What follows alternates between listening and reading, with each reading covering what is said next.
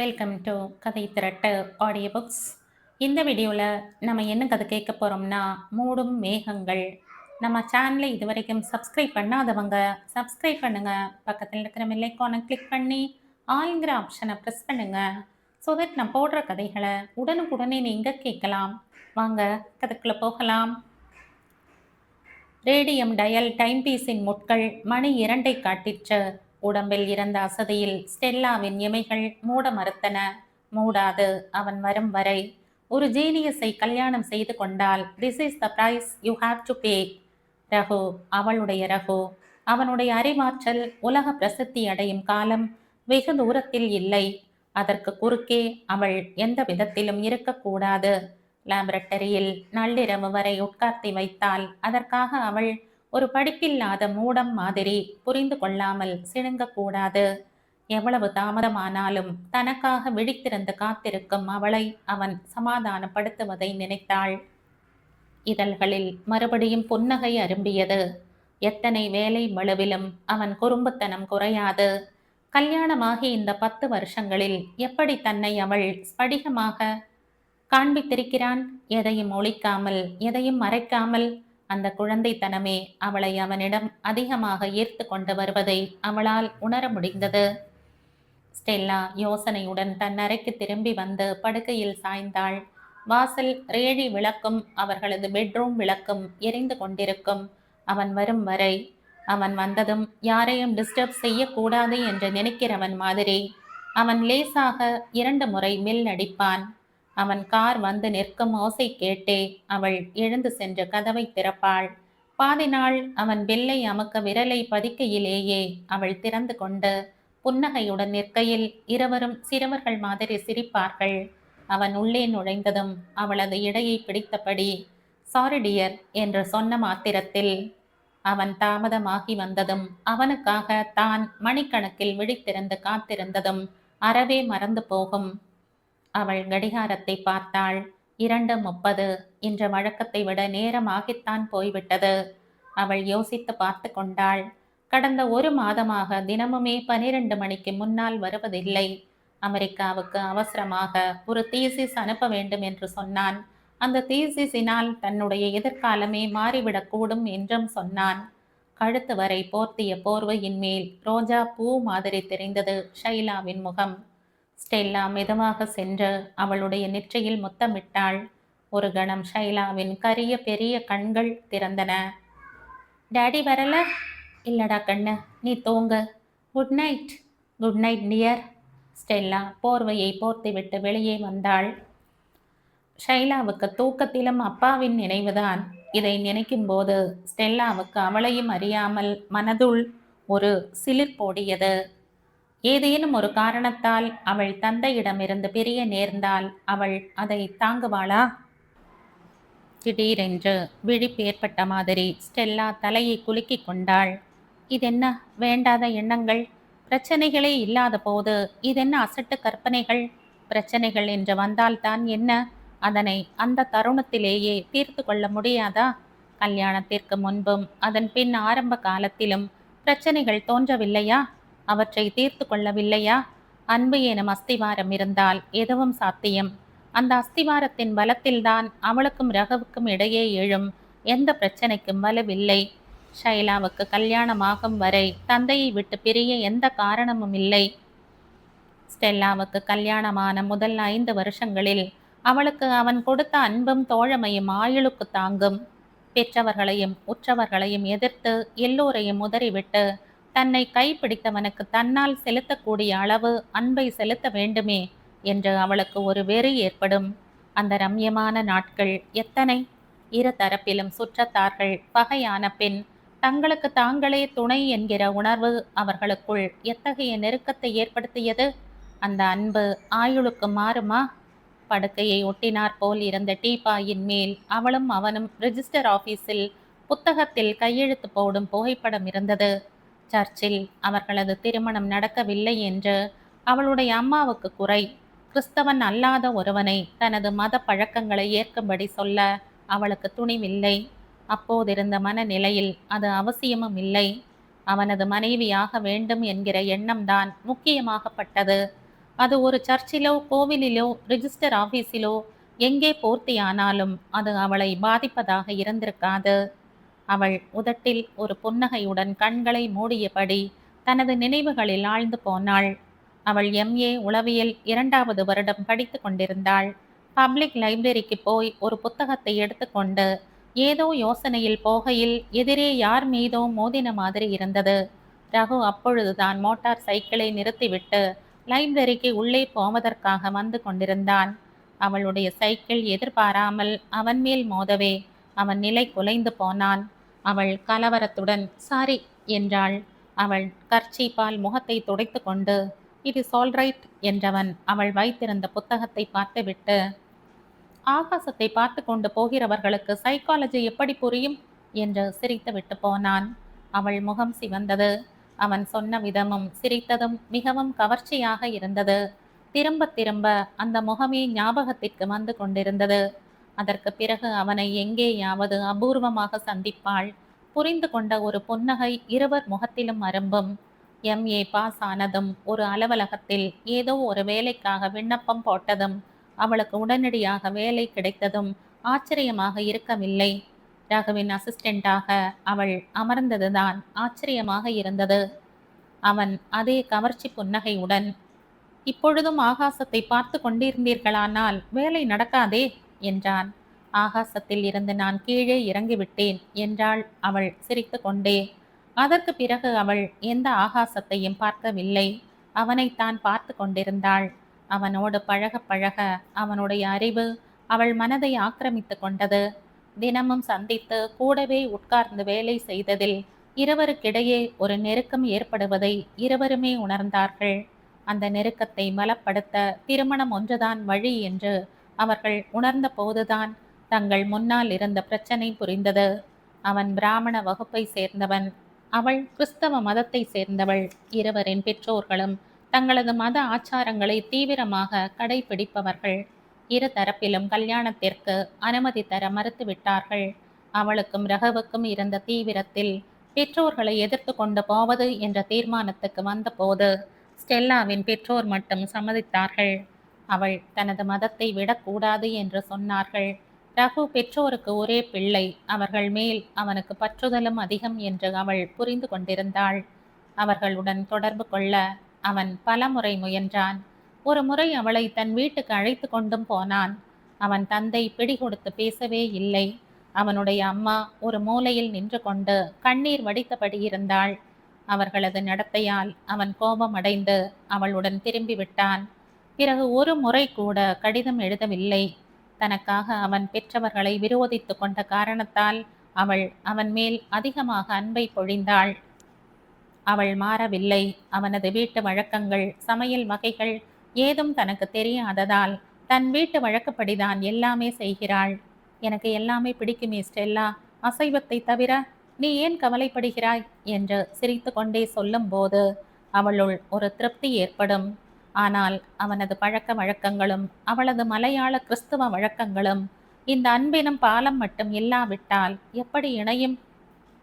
ஒரு நாள் அவர்கள் இருவருமாக யாரோ அவனது தூர உறவினர்கள் வீட்டுக்கு போன போது நடந்த சம்பவம் அவளது ஞாபகத்திற்கு வந்தது. அவர்கள் நுழையும் போதே சமையல் அறையில் இருந்த சமையலின் மனம் மூக்கை துளைத்தது. என்ன வத்தல் குழம்பா? வாசனை ஊரை தூக்கிறதே. அவன் அப்படி கேட்கையில் அவனுக்கு அதில் ஒரு ஏக்கம் இருக்கிறதோ என்று தோன்றியது. உறவுக்காரர்கள் உடனே சாப்பிட்டு விட்டு போ என்று சொன்னபோது அவன் கொஞ்சமும் யோசிக்காமல், ஸ்டெல்லா ஏதேனும் நினைத்து கொள்வாளோ என்கிற எண்ணமே இல்லாதவனாக சட்டென்று சரி என்று சொன்னது அவளுக்கு வேடிக்கையாக இருந்தது. வீட்டுக்கார அம்மாளுடன் அவளுக்கு இயல்பாக தமிழ் பேச தெரியவில்லை. தரையில் அமர்ந்து சாப்பிட்ட பழக்கமில்லாத கால்களுடன் தனது தடுமாற்றத்தை வெளியில் காட்டாதபடி அவள் இந்த சமையலில் அப்படி என்ன அதிசய அபூர்வ ருசி இருக்கிறது என்று யோசிக்கையில் அவன் அதை மிக மிக ரசித்து சாப்பிடுவதை, வழக்கத்தை விட சற்று கூடுதலாகவே சாப்பிடுவதை பார்த்தபோது மனதில் ஏதோ நெருடிற்று. அன்றே அதை கற்று எப்படி ஏனும் தேறிவிட வேண்டும் என்று அவள் முயன்றதெல்லாம் வீண் முயற்சிகளாயின. தன்னை அறியாமல் அவளது இமைகள் அசந்திருக்க வேண்டும். பஸ்ஸரின் அழுத்தமான ஒலியை கேட்டு அவள் திடுக்கிட்டு எழுந்து கீழே ஓடினாள். அவள் கதவை திறக்கையில் அவன் முகத்தில் ஒரு கடுகடுப்பு தெரிந்த மாதிரி இருந்தது. அவள் ஒரு குற்ற உணர்வினால், சாரி, கண் அசந்து விட்டேன், ரொம்ப நேரமாக காத்து கொண்டிருக்கிறீர்களா என்ற புன்னகையுடன் கேட்டாள். அவன் தலையை அசைத்துவிட்டு பதிலே பேசாமல் மாடிப்படிகளில் ஏறினான். அவளுக்கு அவனை அப்படி பார்க்கையில் பரிதாபமாக இருந்தது. அத்தனை நேரம் வரையில் வேலை செய்திருப்பவனுக்கு எத்தனை களைப்பாக இருக்குமோ என்றும் தோன்றியது. ஒரு டம்ளர் நீரை குடித்துவிட்டு அவன் படுக்கையில் படுத்தபோது அவள் மெல்ல அவன் அருகில் சென்று படுத்தாள். தலைமாட்டருகிலே இருந்த சுவிட்சை அணைத்துவிட்டு அவனது மார்பில் கையை போட்டு அணைத்தபடி மெல்ல கேட்டாள், கதவை திறக்க லேட் செய்து விட்டேன் என்ற கோபமா? டோன்ட் பி சில்லி, விளக்கை போடு, உன்னோடு நான் ஒரு முக்கியமான விஷயம் பேசணும் என்று அவளது கையை விலக்கினான். அவனது குரலில் இருந்த ஏதோ ஒரு வித்தியாசத்தை அவள் உணர்ந்து திடுக்கிட்டு போனவளாய் விளக்கை போட்டாள். என்ன ரகு? அவன் அவளை பார்க்காமல் கழுத்துக்கு பின்னால் 2 கைகளையும் கோர்த்து கொண்டு படுத்த நிலையில் எதிரே சுவரை பார்த்தபடி சொன்னான். ஸ்டெல்லா, இனிமேல் நீயும் நானும் சேர்ந்து வாழ முடியாது. அவளுக்கு ஒரு நிமிஷம் அவன் என்ன சொல்கிறான் என்றே புரியவில்லை. வாட்? அவன் மறுபடியும் நிதானமாக சொன்னான். நாம் இனிமேல் சேர்ந்து வாழ முடியாது. அவள் அதிர்ந்து போனவளாய் விழிகள் தெறிக்க அவனை பார்க்கையில் அவன் சொன்னான், I have been a hypocrite for too long. அவன் குரலில் அவனுக்கு பொருந்தாத ஒரு இரக்கமின்மை தொனித்த மாதிரி இருந்தது. ஷைலாவின் தலைக்கு எண்ணெய் தடவி வாரி விடுகையில் ஸ்டெல்லா நினைத்து கொண்டாள், நேற்று நடந்ததெல்லாம், கேட்டதெல்லாம், பேசியதெல்லாம் வெறும் கனவாகத்தான் இருக்க வேண்டும். ஆதாரமில்லாத பயங்களாக இருக்க வேண்டும்.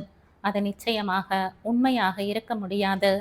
ரகுவினால் நிச்சயம் தன்னிடம் அப்படி நடந்து கொள்ள முடியாது. மாடியில் இருந்த ரகுவின் எலக்ட்ரிக் ஷேவரின் ஓசை கேட்டது. இன்னும் 15 நிமிடங்களில் கீழே இறங்கி வந்து விடுவான் பிரேக்ஃபாஸ்டுக்கு. அவள் ஷைலாவின் பாப் மயிரை அவசரமாக சீவி முடித்துவிட்டு சமையலறை பக்கம் சென்றாள். காலை உணவு தயாராகி விட்டதா என்று பார்க்க. மரியம்மை இட்லியையும் சட்னியையும் தயாராக வைத்திருந்தாள். ஸ்டெல்லா எல்லாவற்றையும் பீங்கான் கிண்ணங்களில் வைத்து மேஜை மேல் அழகாக அடுக்கி வைத்தாள். ஷைலாவுக்கு ஸ்கூலுக்கு போக நேரமாகிவிட்டது என்ற பரபரப்பில் அவளை முதலில் சாப்பிட உட்கார்த்துவிட்டு ஸ்டெல்லா நொடிக்கொரு தரம் மாடிப்படிகளை பார்த்த வண்ணம் இருந்தாள். மார்பு வேகமாக அடித்து கொள்வதையும் முதல் முறையாக நெஞ்சில் ஒரு இனம் புரியாத பயம் பரவுவதையும் தனக்கும் ரகுவுக்கும் இடையே காரணம் இல்லாமலே ஒரு கனத்த திரை விழுந்துவிட்ட மாதிரியும் அவள் உணர்கையில் இத்தகைய சந்தர்ப்பம் தன் வாழ்வில் ஏற்படக்கூடும் என்று இதற்கு முன் தனக்கு தோன்றாதது அதிசயம் என்று நினைத்து கொண்டாள். அவளுடைய படபடக்கும் எதிர்பார்ப்பினால் என்ற ரகு மாடியில் இருந்து கீழ் இறங்கவே மிகவும் தாமதிக்கிற மாதிரி இருந்தது அவளுக்கு. அவள் தன்னையே தேற்றி கொண்டாள். இந்த படபடப்புக்கு அர்த்தம் இல்லை. சற்று நேரத்தில் அவன் வந்து விடுவான், தனது வழக்கமான உற்சாகமான குட் மார்னிங்குடன். அவன் நேற்று சொன்னதெல்லாம் ஏதோ போதையில் சொன்ன வார்த்தைகள். நல்ல உணர்வில் உள்ளவன் அந்த மாதிரி அவளது உயிரை குடிக்கிற வார்த்தைகளை சொல்ல மாட்டான். அதுவும் ரகு, அவளுடைய ரகு, அவளுக்காக தனது எத்தனையோ ஆசாபாசங்களை துறந்துவிட்டு வந்த ரகு, அவன் மேல் அவளுக்கு இருக்கும் தூய அன்பை பரிபூரணமாக உணர்ந்த ரகு. இல்லை, அவள் மேல் ஏதேனும் தப்பிருந்திருக்குமோ? எந்த வகையிலேனும் அவளை அறியாமல் அவனுக்கு அதிருப்தியை கொடுத்திருப்பாளோ? அப்படி இருக்குமானால் அவன் இதுவரை அவளிடம் அவளுக்கு அவனது நம்பிக்கையில் சந்தேகம் வரும்படி நடந்து கொண்டதே இல்லை. அப்படி வேஷம் போட அவனுக்கு தெரியுமா? ஒரு உதட்டசைவில், கண் அசைவில், பார்வையில் அவளால் இதுவரை புரிந்து கொள்ள முடிந்திருக்கிறதா? அவள் சட்டென்று உணர்வு பெற்றவள் போல் தன்னை சுதாரித்து கொண்டாள். ரகுவை பற்றிய இத்தகைய சிந்தனைகளே பாவமான சிந்தனைகள் என்று தோன்றியது. ஒரு இரவு போதில் மனதில் எப்படி மாறுபட்ட சிந்தனைகள் தோன்ற ஆரம்பித்து விட்டன. Good morning daddy. ஷைலாவின் உற்சாகமான குரலை கேட்டு அவள் சுய நினைவு பெற்று நிமிர்ந்தாள். மார்பு படபடவென்று அடித்து கொண்டது. அவன் ஆபீஸுக்கு போவதற்கு தயாரான கோலத்தோடு கையில் தனது அட்டாச்சியை பிடித்தபடி மாடிப்படியில் இருந்து இறங்கி வந்து கொண்டிருந்தான். அவனை பார்த்த மாத்திரத்தில் அவன் தனது கணவன், அந்த நிஜத்தை, அந்த பந்தத்தை எந்த சக்தியும் பிரிக்க முடியாது என்று அவளுக்கு தோன்றியது. நேற்றைய சம்பவம் ஒரு கனவு. அது நிச்சயம் நிஜமாக இருக்க முடியாது. அவன் அவளை பார்க்காமல் நேராக ஷைலா அருகில் சென்று குட் மார்னிங் என்று மிக லேசாக சொல்லிவிட்டு கன்னத்தில் ஒரு முத்தமிட்டுவிட்டு வாயிற்படியை நோக்கி நடந்தான். அப்பொழுதுதான் அவனது செய்கையின் தாத்பரியத்தை உணர்ந்தவள் மாதிரி ஸ்டெல்லா அதிர்ந்து போனாள். இனம் புரியாமல் அவளுக்கு துக்கம் தொண்டையை அடைத்தது. கண்களில் நீர் நிறைந்தது. ரகு, பிரேக்ஃபாஸ்ட் தயாராக இருக்கிறது, சாப்பிட்டு விட்டு போங்கள். அவள் குரலே அவளுக்கு விசித்திரமாக கேட்டது. அவன் திரும்பி கூட பார்க்காமல் அவள் சொன்னதே காதில் விழாதவன் மாதிரி வெளியேறினான். சற்று நேரத்தில் கார் கிளம்பும் ஓசை கேட்டது. அவள் தன் கண்களையே நம்ப முடியாதபடி, தன் மனதின் பயத்தையே நம்ப முடியாதவள் மாதிரி அவன் போவதை பார்த்து கொண்டிருந்தாள். இந்த 10 வருஷ தாம்பத்தியத்தில் முதலாக ஏற்பட்டிருக்கும் விரிசல் சாதாரணமான விரிசலாக இல்லாமல் அவளது வாழ்வையே வீழ்த்திவிடக்கூடிய அதள பாதாளமாக கூடும் என்கிற உணர்வு அவளை அதிர வைத்தது. டாடி ஏன் பேசாமலேயே போறார் என்ற ஷைலாவின் குரல் அவளை உஷாராக்கியது. என்னவாக இருந்தாலும் அதை இந்த குழந்தையின் எதிரில் காண்பிக்க கூடாது. அவளுக்கும் ரகுவிற்கும் இடையே ஏற்பட்டிருக்கும் பூசலா? அதற்கு காரணம் இரு தரப்பிலும் மோதிக்கொண்டால் தானே பூசல் என்று சொல்ல முடியும். அவள் தரப்பில் எந்தவித மனத்தாங்கலும் இல்லாத போது அது எப்படி பூசலாக முடியும்? அது எதுவாக இருந்தாலும் அது தற்காலிகமானதுதான். சமூகத்தில் ஒரு பொறுப்புள்ள பிரஜையாக வளைய வருபவன் ஒரு கை சொடுக்கும் நேரத்தில் காரண காரியம் எதுவும் தெரிவிக்காமல் நாம் விலக வேண்டும் என்று சொல்லிவிட்டால் அது நடக்கக்கூடிய காரியமா?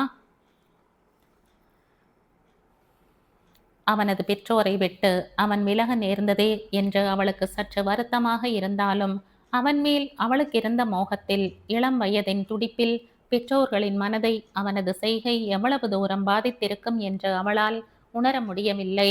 இப்பொழுது புரிகிற மாதிரி இருந்தது. தனக்கு அவன் மேல் இருக்கும் அன்புக்கும் எதிர்பார்ப்புக்கும் அவர்களது அன்புக்கும் வித்தியாசம் இருந்தாலும் இழப்பு என்று வரும்போது துக்கத்தின் தன்மை ஒன்றுதான். தன்னை அறியாமல் அவர்களுக்கு இழைத்த தீங்கிற்கு இது ரகுவின் இன்றைய போக்கு பாவத்தின் கூலியா? கண்களில் மறைத்த நீரை சட்டென்று துடைத்து கொண்டு அவள் உள்ளே வந்தாள். ஷைலா கேட்ட கேள்விக்கு தான் இன்னும் பதில் சொல்லவில்லை என்ற ஞாபகம் வந்ததும், அவருக்கு ரொம்ப வேலம்மா, நாம பேசுறது கூட அவருக்கு இப்போ காது கேட்காது. நீ போ, வாசல்ல ரெடியா நின்னுக்கோ, ஸ்கூல் பஸ் வந்துடும் என்றாள். ஓகே என்றபடி ஷைலா வாசலுக்கு சென்றாள்.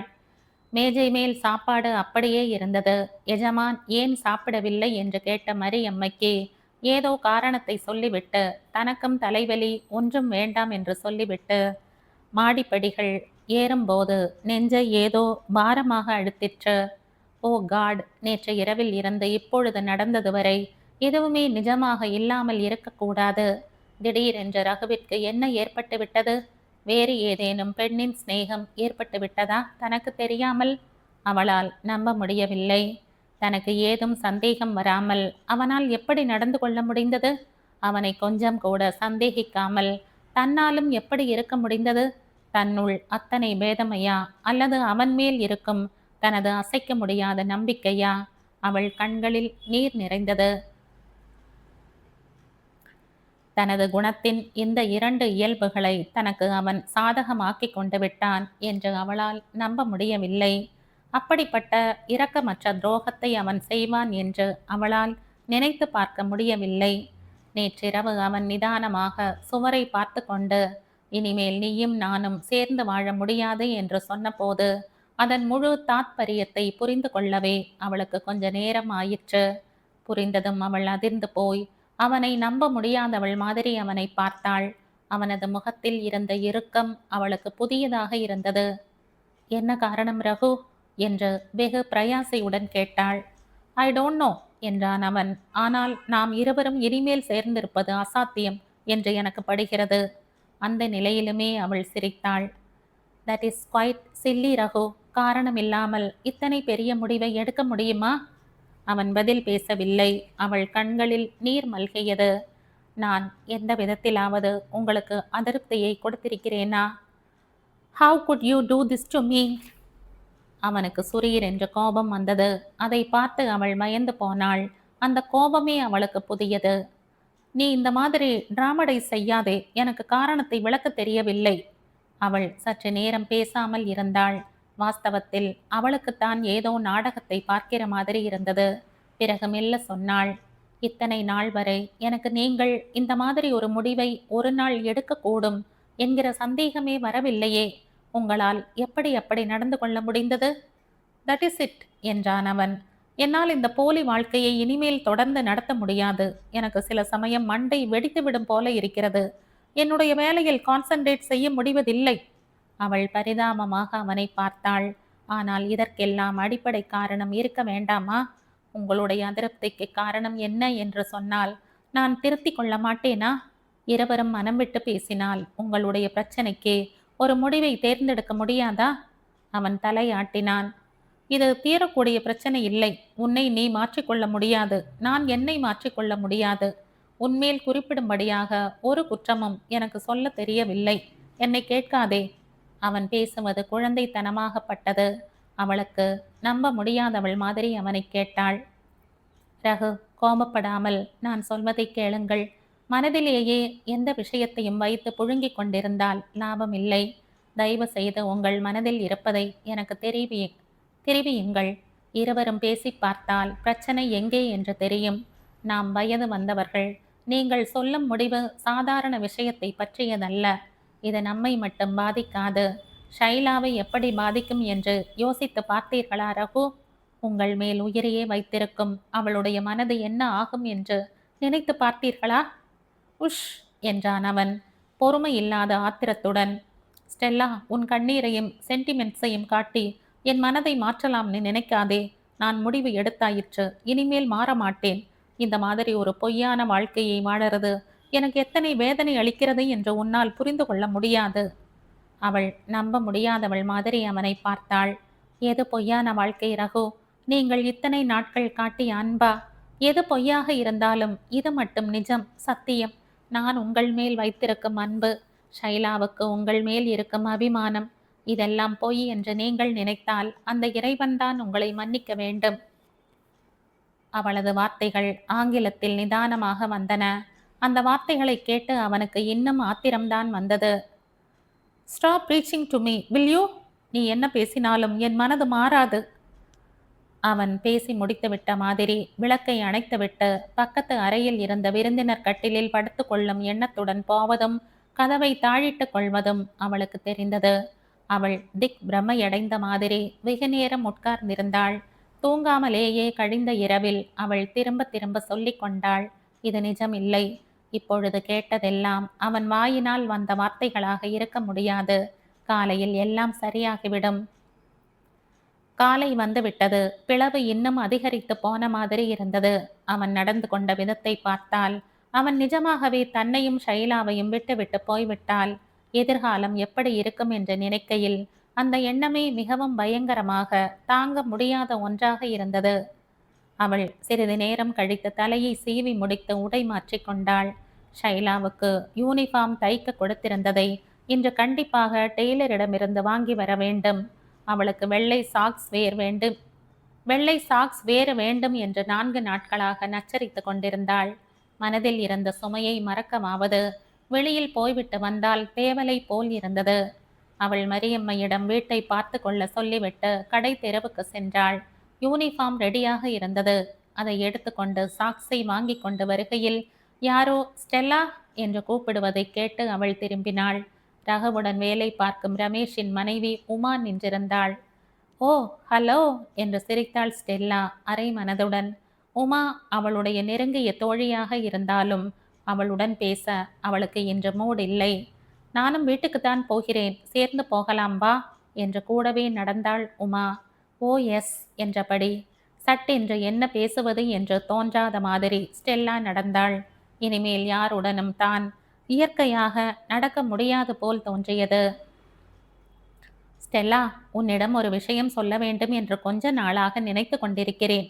என்னவோ தயக்கத்தில் பேசாமல் இருந்து விடுகிறேன். ஸ்டெல்லா, நான் அதை சொன்னால் உன் பர்சனல் வாழ்க்கையில் அனாவசியமாக குறுக்கிடுகிறேன் என்று நினைக்க மாட்டாயே? I only want to help you if I can. Stella அதிர்ந்து போனவளாய் அவளை நிமிர்ந்து பார்த்தாள். அவளது சொந்த விஷயம் 4 பேர் பேசும் அளவுக்கு வெளியில் தெரிந்திருக்கிறதா? அவளுக்கே தெரியாமல் உமா என்ன சொல்லப் போகிறாளோ என்று புரியாமல் அவள் மனம் திக் திக் என்று அடித்து கொண்டது. வாசலில் பலமாக ஒலித்த பஸ்ஸரின் ஒலியை கேட்டு வெகு நேரமாக சோஃபாவில் உட்கார்ந்தபடி தன் யோசனையில் லைத்திருந்த ஸ்டெல்லா திடுக்கிட்டு எழுந்தாள். வாசலில் தோட்டக்காரன் சின்னப்பா நின்றிருந்தான். என்ன சின்னப்பா, இவ்வளவு பலமா பெல்லை அமுக்கற? நான் ஒரு நிமிஷம் பயந்து போயிட்டேன். என்ன விஷயம்? அம்மா, இங்கதான் இருந்தீங்களா? நான் ரொம்ப நேரமா அம்மா அம்மான்னு கூப்பிட்டுக்கிட்டு இருந்தேன். மாடியில் இருக்கீங்க போலன்னு பெல் அடிச்சேன்.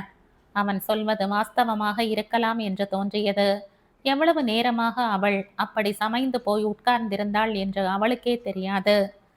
சரி, என்ன விஷயம் சொல்லு என்றாள் அவள் பேச்சை வளர்த்த வேண்டாம் என்று. நீங்க கேட்டிருந்த ரோஜா பதியன்களை கொண்டாந்துருக்கேன். அந்த கோடி வீட்டு ஐயர் வீட்டில இருந்து மஞ்ச ரோசா வேணும்னு நீங்க கேட்கல. இப்போ இந்த மழை காலத்துல வச்சா வர மார்ச் மாசம் பூக்க ஆரம்பிச்சிடுங்க. ஸ்டெல்லாவுக்கு இயற்கையாக பேச முடியவில்லை. கண்களில் நீர் முட்டிவிடும் போல் இருந்தது. அடுத்த மார்ச் மாதம் பூக்க ஆரம்பிக்க போவதை அவன் இப்பொழுது அது ஒரு நிச்சயமான விஷயம் போல சொல்கிறான். அதற்குள் அவளது வாழ்க்கையே கருகிவிடக்கூடும் என்கிற உண்மை அவனுக்கு தெரியுமா? நேற்றிரவு வரை அவளும் தான் சர்வ நிச்சயமாயிருந்தாள் தன் எதிர்காலத்தை பற்றி. அந்த நிச்சயத்தில், எதிர்பார்ப்பில் மனதில் கட்டிய கோட்டைகள், கனவுகள் ஆற்று மணலாக உதிர்ந்து நெஞ்சை இப்பொழுது அழுத்துகிறது. புலன்களையே செயலிழக்க செய்கிறது. ரோஜா பதியன்களை வைத்தால் என்ன, வைக்காவிட்டால்தான் என்ன? அடுத்த மார்ச்சில் அவள் அவற்றை அனுபவிக்க இங்கிருக்கப் போகிறாள் என்பது என்ன நிச்சயம்? மஞ்சள் ரோஜாவாக இருந்தால் என்ன, சிவப்பு ரோஜாவாக இருந்தால் என்ன? ஆசைப்பட்டவள் அங்கில்லாத போது கண்களில் திடீரென்று தூசு விழுந்து கொள்கிறவள் மாதிரி தன் கண்களில் திரையிட்டிருந்த நீரை துடைத்து கொண்டாள். நீயே எங்கேயாவது பார்த்து வையேன் சின்னப்பா, உனக்கே எல்லாம் தெரியுமே. தெரியும் தானுங்க, இருந்தாலும் நீங்க ஒரு ஐடியா கொடுத்தீங்கன்னா நல்லா இருக்கும். என்னது வெறும் உழைப்பு தானுங்க, பிளான் எல்லாம் நீங்க சொன்னபடி தானே? அவள் பதில் பேசாமல் தோட்டத்தை பார்த்தாள். சின்னப்பன் சொன்னது வாஸ்தவம்தான் என்று தோன்றியது. கண்டபடி பல ரக பூச்செடிகள் ஒன்றோடொன்றாக மண்டி கிடந்த இந்த இடத்தை ஒழுங்குபடுத்தி சீராக்கியது அவள்தான். அவளது கற்பனையில் உதயமாகி அவள் கண் எதிரில் நிஜமாகி இப்பொழுது உருவாகி இருப்பது ஒரு அழகிய லான். சுற்றிலும் அந்தந்த பருவத்திற்கேற்ற பூச்செடிகள். பருவங்கள் மாறினாலும் பூக்களின் வர்ணங்கள் மாறினாலும் அவளது வாழ்க்கை சகடம் ஒரே சீராக ஓடப்போகிறது என்ற நிச்சயத்தில் அவள் தோற்றுவித்த தோட்டம். அம்மா, எனக்கு ஒன்று தோணுது. நடைபாதைக்கு இடப்பக்கமா இங்க இடம் இருக்கு பாருங்க. அங்க இந்த பதியன்களை வைக்கிறேன். சாயங்கால வேளையில நீங்களும் ஐயாவும் புல் தரையில நாற்காலியில உட்கார்ந்து பேசுறப்பவும் நல்லா பளிச்சுன்னு மஞ்ச ரோசா கண்ணுல படும். என்ன சொல்றீங்க? தன் யோசனையை நினைத்து பெருமை பொங்கும் குரலில் சின்னப்பா பேசி கொண்டு போனான். ஸ்டெல்லாவுக்கு அதற்கு மேல் தாங்காது போல் இருந்தது. இவன் எதிரில் தனது பலவீனத்தை, கண்ணீரை காட்டக்கூடாது. அப்படியே செய் சின்னப்பா, எனக்கு ரொம்ப தலையை வலிக்கிறது என்றபடி உள்ளே நுழைந்தாள். மூளையே இயங்காமல் போய்விட்ட மாதிரி பிரமிப்பாக இருந்தது. தெளிவான சிந்தனையே தோன்றாமல் மிக பெரிய அதிர்ச்சியாக அந்த அதிர்ச்சியின் பயங்கரத்தை மட்டும் அனுபவிக்கிற மாதிரி இருந்தது. ரகுவை இத்தனை நாட்களாகத்தான் புரிந்து கொள்ளவே இல்லை என்று முதன்முறையாக தோன்றியது. தாம்பத்தியத்தில் தன்னுடைய திருப்தியை மட்டும் அளவுகோலாக வைத்து கொண்டது எத்தனை மடத்தனம்! அவனும் திருப்தியாகத்தான் இருப்பான் என்று நினைத்தது எத்தனை அறிவீனம்! ஆனால் அவளுக்கு சந்தேகம் வருகிற மாதிரி அவன் நடந்து கொள்ளவே இல்லையே. எவ்வளவு பெரிய நடிகனாக இருந்திருக்க வேண்டும் அப்படி ஒரு போலி வேஷம் போடுவதற்கு! அவன் சொன்னது ஞாபகத்திற்கு வந்தது. I have been a hypocrite for too long. அவளிடம் அவன் என்ன குறையை கண்டான்? விரும்பி காதலித்து கல்யாணம் செய்து கொண்டவனுக்கு எந்த வகையில் அவளால் அதிருப்தி ஏற்பட்டது? அவளால் சிந்திக்க முடியவில்லை. கண்களில் நீர்தான் வழிந்தது. அவளிடம் அவன் என்ன குறையை கண்டான்? விரும்பி காதலித்து கல்யாணம் செய்து கொண்டவனுக்கு எந்த வகையில் அவளால் அதிருப்தி ஏற்பட்டது? அவளால் சிந்திக்க முடியவில்லை. கண்களில் நீர்தான் வழிந்தது. எனக்கு சில சமயம் மண்டையை வெடித்துவிடும் போல் இருக்கிறது. Raghu, how could you do this to me? மரியம்மை தன் கண்ணீரை பார்த்துவிடக்கூடாது என்கிற பயத்தில் அவள் மாடிக்கு சென்றாள். அறைக்கு சென்று தாளிட்டு கொண்டு படுக்கையில் விழுந்தபோது ஒரு பெரிய கேள்வி அவளது மனதை குடைந்தது. நேற்று உமா சொன்னது எவ்வளவு தூரம் நிஜமாக இருக்கும்? ஓ காட், அது நிஜமாக மட்டும் இருந்து விட்டால் அவளால் கற்பனை செய்து கூட பார்க்க முடியவில்லை. உமா தயங்குவதை பார்த்து முந்தைய இரவு ரகு நடந்து கொண்ட விதத்தில் மனதினால் ஒரு வகை பயம் பரவ, ஸ்டெல்லா அது நடுரோடில் சொல்லக்கூடிய விஷயம் இல்லை என்று புரிந்து கொண்டு, வீட்டுக்கு வா உமா, நிதானமாக சொல், நீ என்ன சொன்னாலும் தப்பாக நினைத்து கொள்ள மாட்டேன் என்றாள் சிரித்து கொண்டே. தன்னால் எப்படி சிரிக்க முடிகிறது என்று அவளுக்கே ஆச்சரியமாக இருந்தது. வீட்டுக்கு வருகிற வரை ஏதோ ஒரு சுமை அவர்களிடையே உட்கார்ந்த மாதிரி இருந்தது. சொல்ல வேண்டிய சுமை, கேட்க வேண்டிய சுமை. வீட்டுக்குள் நுழைந்ததும் ஃபேனை சுழல விட்டு ஃப்ரிட்ஜில் இருந்து கூல் ட்ரிங்கை கலந்து கொண்டு வருகையில் கேள்வி குடைந்து கொண்டே இருந்தது. உமா என்ன சொல்லப் போகிறாளோ? மரியம்மை குளிக்கப் போயிருந்தாள். இருந்தாலும் அவளுக்கு ஆங்கிலம் புரியாது என்கிற நிம்மதியுடன் அவள் ஹாலுக்கு வந்தாள். ட்ரேயில் இருந்த கிளாஸை உமாவிடம் நீட்டிக்கொண்டே, இப்பொழுது நிதானமாக சொல் என்று சிரித்தாள். உமா கையில் கிளாஸை திருப்பிக் கொண்டே அதில் இருந்த திரவத்தை யோசனையுடன் பார்த்தபடி உட்கார்ந்திருந்தாள். பிறகு மெல்ல சொன்னாள், ஸ்டெல்லா, எனக்கு எப்படி சொல்வது என்று புரியவில்லை. இது உன் வீட்டு விஷயம் இருந்தும் நான் நல்லெண்ணத்தோடு தான் சொல்கிறேன் என்று நீ புரிந்து கொள்ளணும். ஸ்டெல்லாவுக்கு உடலுக்குள் ஒரு நடுக்கம் ஏற்பட்டாலும் மேலுக்கு சிரித்தாள். நான் தான் உனக்கு கிரீன் சிக்னல் கொடுத்து விட்டேனே, இன்னும் ஏன் தயங்குகிறாய்? உமா பானத்தை ஒரு மடக்கு விழுங்கினாள், தொண்டையை நனைத்து கொள்கிற மாதிரி. ஸ்டெல்லா, ரகுவிற்கு கொஞ்ச நாளாக ஒரு புது சிநேகிதம் ஏற்பட்டிருக்கிறது ஒரு பெண்ணோடு, உனக்கு தெரியுமா?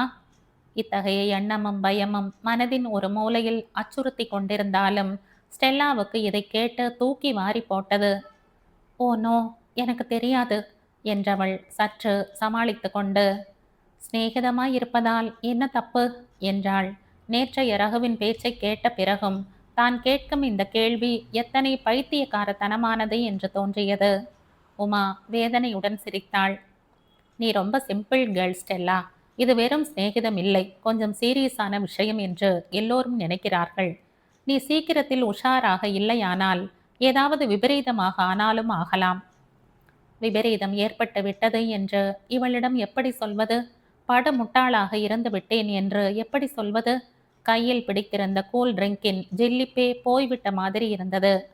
எல்லோரும் நினைக்கிறார்கள், அவளுக்கு மட்டும் எப்படி தெரியாமல் போய்விட்டது? யார் அந்த பெண் என்றாள் மெதுவாக. ராதா. இவளுக்கு தூக்கி வாரி போட்டது. யார்? நான் வேலையை விட்ட பிறகு அவருக்கு அசிஸ்டண்டாக சேர்ந்தாளே அந்த பெண்ணா? ஆமாம், ஆபீஸ் பூராவும் இதே பேச்சாக இருக்கிறது. உனக்கு எப்படி தெரியவில்லை ஸ்டெல்லா? எனக்கு சந்தேகமே வரவில்லை. நீ ரொம்ப சிம்பிள் ஸ்டெல்லா.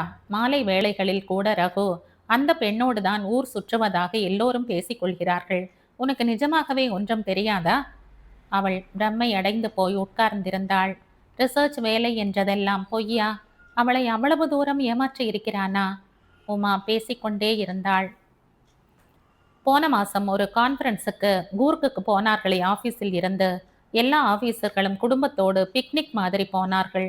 நீதான் வரவில்லை. ராதா வந்திருந்தாள். அப்பொழுதே உன்னிடம் வந்து சொல்ல வேண்டும் என்று நினைத்து கொண்டிருந்தேன். எனக்கு வீட்டில் ஒருவர் மாற்றி ஒருவர் விருந்தாளிகள் வரவே ஒழியவில்லை. ஸ்டெல்லா கல்லாய் சமைந்து போன மாதிரி உட்கார்ந்திருந்தாள். இதற்குத்தானா?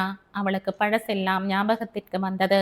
கூர்கில் ரகு கான்ஃபரன்ஸுக்கு போவதாக சொன்ன போது ஸ்டெல்லா தானும் ஷைலாவை அழைத்து கொண்டு வருவதாக சொன்னாள். முதலில் சரி என்றவன் பிறகு அங்கு கான்ஃபரன்ஸுக்கு நிறைய பேர் போவதாகவும் குடும்பங்களும் கூட போனால் இடம் கிடைப்பதே கஷ்டமாகி போகும் என்றும் சொல்லிவிட்டான். அவள் எப்படி அதை நம்பினாள்? சாதாரணமாக இந்த மாதிரி ஒரு விஷயத்தை கணவன் மேல் நம்பிக்கையும் அன்பும் வைத்திருக்கும் எந்த மனைவிதான் நம்ப மாட்டாள்? அவளது இந்த குணத்தை அவன் எப்படி தனக்கு சாதகமாக்கி கொண்டு விட்டான்? உமா அவள் அருகில் வந்து உட்கார்ந்து தோளை பிடித்து கொண்டாள். சாரி ஸ்டெல்லா, உன்னை நான் ரொம்ப அப்செட் செய்து விட்டேன். உனக்கு இந்த விஷயம் தெரிந்திருக்காது, தெரிய வேண்டியது அவசியம் என்று தோன்றியதனால் வந்து சொன்னேன். இப்பவும் it is never too late. நீ ரகுவை திருப்பிக் கொள்ளலாம். சில ஆண்களுக்கு இதெல்லாம் ஒரு டெம்பரரி மேட்னஸாக இருக்கும். சமயத்தில் தட்டினோமானால் விழித்து கொண்டு விடுவார்கள். சமயமெல்லாம் கடந்து விட்டது உமா என்று எப்படி சொல்வது? நீ மட்டும் கொஞ்சம் முன்பே வந்து சொல்லியிருந்தால். ஸ்டெல்லா வேதனையுடன் சிரித்தாள். தேங்க்யூ உமா. நீ நல்லெண்ணத்தோடு தான் சொல்ல வந்தாய் என்று தெரிகிறது. ஆனால் உனக்கு ரகுவை தெரியும். சாதாரணமாக எல்லா பெண்களோடும் ஃப்ரீயாக பழகுவார். நம்ம ஆஃபீஸிலேயே கொஞ்சம் வம்பு அதிகம்.